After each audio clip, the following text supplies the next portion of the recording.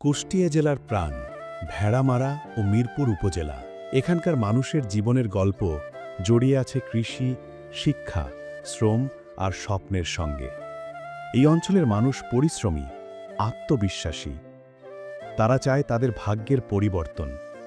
তাদের পাশে থাকুক এমন একজন জনপ্রতিনিধি যিনি তাদের কথা বুঝবেন, তাদের জন্য লড়বেন।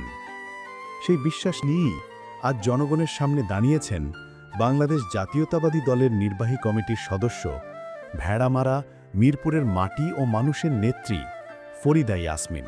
তার রাজনীতির শুরু ১৯৯২ সালের উপনির্বাচন থেকে।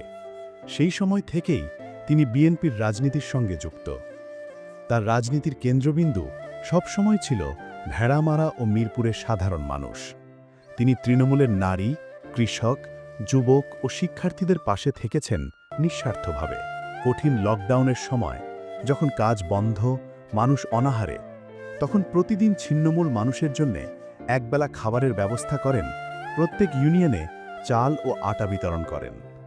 নারীদের আত্মনির্ভরশীল করতে তিনি ছোট প্রশিক্ষণ উদ্যোগ চালু করেন। তরুণদের উৎসাহ দেন সামাজিক ও রাজনৈতিক কর্মকাণ্ডে যুক্ত হতে। বন্যা কিংবা শীতের কষ্টে যখন মানুষ বিপর্যস্ত, ফরিদা ইয়াসমিন নিজ হাতে ত্রাণ পৌঁছে দেন ঘরে ঘরে। তিনি বিশ্বাস করেন রাজনীতি মানে মানুষের কষ্টের সময় পাশে থাকা। ২০২৪ সালের ৫ই আগস্টের গণ আন্দোলনে ভেড়ামারা মিরপুর থেকে বিএনপির কর্মীদের সংগঠিত করতে তিনি মাঠে থেকে কাজ করেছেন নিরলসভাবে।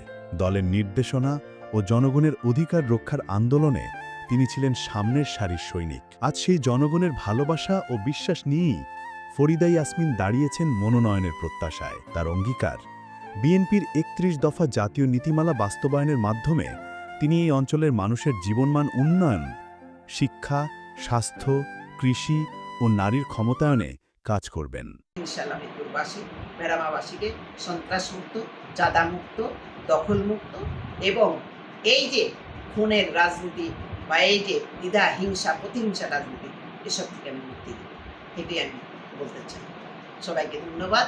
আমার জন্য দোয়া করবেন।